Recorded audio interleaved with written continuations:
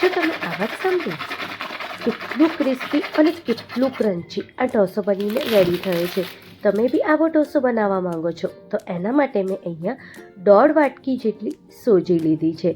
આપણે તમારા ઘરે જે બી સોજી હોય એનો ઉપયોગ તમે કરી શકો છો. હવે મેં અડધી વાટકી જેટલી ઘરનું દહીં લીધું છે. દહીં બહુ ખાટું બી નથી અને બહુ મોડું બી નથી. હવે મેં અહીંયા જેટલું દહીં લીધું હતું એટલું જ મેં અહીંયા પાણી લીધું છે, એટલે અડધી વાટકી જેટલું આપણે પાણી લેવાનું છે. હવે બધાને પહેલાં આપણે સરસ રીતે મિક્સ કરીશું. પછી જરૂર પડે તો આપણે એમાં પાણી ઉમેરવાનું છે, નહીં તો નહીં ઉમેરવાનું. જો આવી રીતે આપણે મિક્સ કરીએ તો આ બેટર હજુ બહુ જ ઘટ્ટ છે, એટલે બીજી અડધી વાટકી જેટલું આપણે આમાં પાણી ઉમેરીશું. જો કંઈક આવી રીતે પાણી ઉમેર્યા પછી એને આપણે બરોબર મિક્સ કરવાનું છે. એક બી ગાંઠા ના રહેવા જોઈએ એટલું સરસ સ્મૂથ એની પેસ્ટ બનાવીને આપણે રેડી કરવાની છે. જો કંઈક આવી રીતે બસ આવી જ રીતે જ્યારે આ પેસ્ટ રેડી થઈ જાય તો એને હવે આપણે એક બાજુ મૂકી દઈશું અને એક મિક્સર જાર લઈ લઈશું. મિક્સર જારમાં મેં અહીંયા એક લાંબુ અને એક મોટું લીલું મરચું ઉમેર્યું છે. તમારી જોડે નાની સાઇઝના હોય તો તમે 2 પણ ઉમેરી શકો છો. એક નાનો કટકો જેટલો આપણે આદુનો લેવાનો છે અને મેં અહીંયા 2 નાની સાઇઝના બટેકા ઉમેર્યા છે. એને પણ આવી રીતે આપણે સમારીને ઉમેરવાના છે. તમારી જોડે મોટી સાઇઝનું એક બટેકું હોય તો પણ તમે લઈ શકો છો. પહેલાં બટેકાને આપણે સરસ રીતે છોલવાનું, વોશ કરવાનું અને પછી જ આપણે આમાં સમારીને ઉમેરવાનું છે. બસ આવી રીતે જ્યારે આપણે બટેકા સમારી લઈએ પછી એમાં આપણે 1 ચમચી જેટલું જીરું ઉમેરવાનું છે. જીરું ઉમેરવાથી આનું જે ઢોસાનો જે ટેસ્ટ છે એ બહુ જ સરસ આવે છે. હવે અડધી વાટકી જેટલું આપણે આમાં પાણી ઉમેરીશું. હવે આને આપણે એકદમ સરસ, એકદમ સ્મૂથ એની પેસ્ટ કરીને રેડી કરી દેવાની છે. જ્યારે એકદમ સ્મૂથ પેસ્ટ થઈ જાય એમાં એક બી મોટા મોટા પીસ ના રહેવા જોઈએ, નહીં તો ઢોસામાં અગર મોટા મોટા પીસ આવે ને તો ઢોસા બરોબર ના બને, ફાટી જાય. અગર જો કદાચ તમારાથી ક્રશ કરવામાં રહી જતું હોય તો તમે એને ગળીને નાખજો, તો જેથી આપણા ઢોસા એકદમ સરસ બને. હવે એને સરસ રીતે મિક્સ કરીને અડધો કલાક માટે સાઈડમાં મૂકી દઈએ. ત્યાં સુધી એક સરસ ચટણી બનાવીએ. 2 ચમચી જેટલું આપણે તેલ લેવાનું છે. 1 ચમચી જેટલું આપણે એમાં અડદની દાળ લેવાની છે અને અડધી ચમચી જેટલું ચણાની દાળ અને 1 ચમચી જેટલું જીરું. થોડી એમાં આપણે હિંગ ઉમેરવાની છે. હવે બધાને સરસ રીતે આપણે શેકવાનું છે જ્યાં સુધી દાળનો જે કલર બદલાય નહીં. જો આવી રીતે શેકીએ ને એટલે દાળ આવી રીતે શેકાય એટલે એનો સરસ ફ્લેવર પણ આવે અને કલર પણ બદલાય. 7 થી 8 નંગ જેટલા આપણે કઢી પત્તાના ઉમેરવાના છે. 4 થી 5 નંગ જેટલું આપણે લસણ ઉમેરવાની છે. તમે લસણ નથી ખાતા તો તમે સ્કીપ પણ કરી શકો છો. હવે એની અંદર આપણે એક મીડિયમ સાઇઝની ડુંગળીને આવી રીતે લાંબી કાપીને ઉમેરવાની છે અને એને પણ આપણે સરસ રીતે શેકવાનું છે જ્યાં સુધી એનો કલર ના બદલાય. હવે એની અંદર આપણે 4 થી 5 લાલ આખા મરચાં ઉમેરીશું અને એક નાની સાઇઝનું ટામેટાને આપણે એકદમ ઝીણું સમારીને ઉમેરવાનું છે. બધાને લગભગ 1 થી 2 મિનિટ માટે એકદમ મીડિયમ ફ્લેમ ઉપર આપણે શેકી લેવાનું છે. જ્યારે આ બધું સરસ રીતે શેકાઈ જાય પછી એમાં આપણે અડધી વાટકી જેટલું આપણે આમાં સિંગ ઉમેરવાની છે અને અડધી વાટકી જેટલું આપણે તલ ઉમેરવાના છે. હવે આને પણ આપણે સરસ રીતે શેકવાનું છે બધાની જોડે અને આ ટાઈમે આપણે ગેસની ફ્લેમ મીડિયમ જ હોવી જોઈએ. મીડિયમ ગેસ ઉપર જ આપણે એકદમ સરસ આપણે એને શેકીશું જ્યાં સુધી બહુ જ સરસ સ્મેલ ના આવે.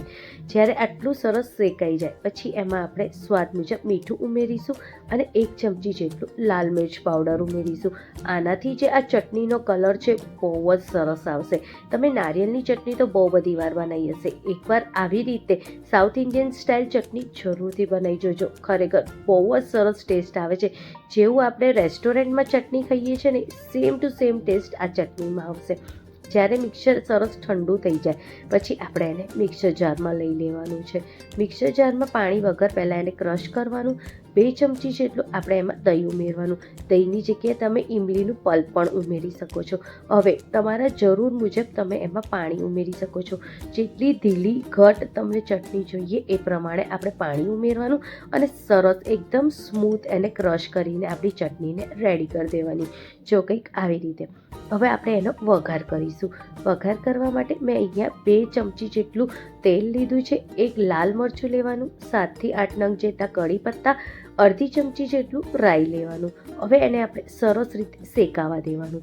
જ્યારે બધું સરસ શેકાય પછી આપણે એને ચટણીની ઉપર આવી રીતે નાખી દેવાનું અને હવે એને તરત ને તરત જ આપણે એને ઢાંકી દેવાનું છે, જેથી જે વઘારનો સ્મેલ છે એ બહાર ના જાય. અને હવે એને સાઈડમાં મૂકી દઈશું. અડધો કલાક પછી જો બેટર કેટલું ફૂલી પણ ગયું છે અને કેટલું ફ્લફી પણ થઈ ગયું છે, કારણ કે સૂજી જે છે એ જેવી રીતે ફૂલે એવી રીતે એકદમ સરસ થાય. હવે આપણે એને 2 મિનિટ માટે સરસ રીતે ફેટવાનું છે. ફેટ્યા પછી હજુ પણ મને આ સહેજ ઘટ લાગે છે, એટલે મેં અહીંયા 2 થી 3 ચમચી જેટલું જ પાણી ઉમેર્યું છે, બહુ નથી ઉમેર્યું. બહુ પાણી નથી ઉમેરવાનું. આ જે બેટર છે બહુ ઢીલું ના હોવું જોઈએ. સહેજ ઘટ બેટર હશે તો જ એકદમ સરસ ઢોસા બનીને તૈયાર થશે. એટલે આપણે 2 થી 3 ચમચી જેટલું જ પાણી ઉમેરીશું અને એને સરસ એક આપણે મિક્સ કરી લઈશું. ઢોસા બનાવવા માટે સૌપ્રથમ આપણે તવીને ગરમ કરવાની. ગરમ થાય તવી એટલે એની ઉપર આવી રીતે પાણી છાંટવાનું. પાણી છાંટવા પછી આપણે એને તવીને સરસ રીતે લૂછવાની છે, જેથી બધું પાણી સરસ રીતે નીકળી જાય. હવે આ જ તવી ઉપર આપણે સહેજ તેલ નાખીશું. તેલ નાખીને પણ એ તેલને આપણે સરસ રીતે લૂછી દઈશું, જેથી આખી તવીમાં આપણું તેલ લાગી જાય. ઘણા લોકોને એ પ્રોબ્લેમ થતું હોય કે ઢોસા ક્રિસ્પી અને સરસ ના બનતા હોય, તો જો તમે ઢોસા બનાવતા પહેલાં આ પ્રોસેસ કરશો ને તો તમારા ઢોસા ક્યારે પણ નહીં બગડે, ક્યારે પણ પહેલી વારમાં જ ઉખડશે અને ક્યારે પણ તવી ઉપર ચોંટી નહીં જાય અને ક્રિસ્પી પણ બનશે. હવે 1 ચમચા જેટલું બેટર લઈશું અને એ બેટરને તવી ઉપર આવી રીતે એકદમ હલકા હાથે આપણે ફેલાવી દઈશું. જો કંઈક આવી રીતે એકદમ હલકા હાથે જ ફેલાવવાનું છે, બહુ ભાર આપીને નથી ફેલાવવાનું. અગર તમે ભાર આપીને ફેલાવશો ને તો એ તમારો ઢોસો ઉખડશે નહીં અને તવીને ચોંટી જશે. એટલે એકદમ હલકા હાથે આવી રીતે આપણે ફેલાવી દઈશું. હવે જ્યાં સુધી એકદમ નીચેનું બાજુ ગુલાબી ના થાય ત્યાં સુધી આપણે એને અડવાનું નથી અને આપણે એને ફેરવતા રહેવાનું. અગર તમારે બધી બાજુ તાપમાન સરખું ના આવતું હોય તો આપણે તવીને આવી રીતે ફેરવતા રહેવાની. આની ઉપર નાઈ મેં બટર લગાવ્યું છે, નાઈ તેલ કે નાઈ ઘી, એના વગર જો કેટલા સરસ ઢોસા બનીને રેડી થઈ ગયા છે. જો છે ને કેટલા સરસ ઢોસા બન્યા છે. બસ આવી જ રીતે તમે ઇન્સ્ટન્ટ અને એકદમ સરસ ઘરે ઢોસા બનાવીને રેડી કરી શકો છો. જો કેટલા ક્રિસ્પી અને કેટલું સરસ ઢોસા બનીને રેડી થયા છે. આને તમે છોકરાઓના લંચ બોક્સમાં પણ આપી શકો છો કે સવારના નાસ્તામાં પણ ખાઈ શકો છો, કે કોઈક ઓચિંતા મહેમાન આવી ગયા હોય તો પણ તમે આ બનાવીને આપી શકો છો.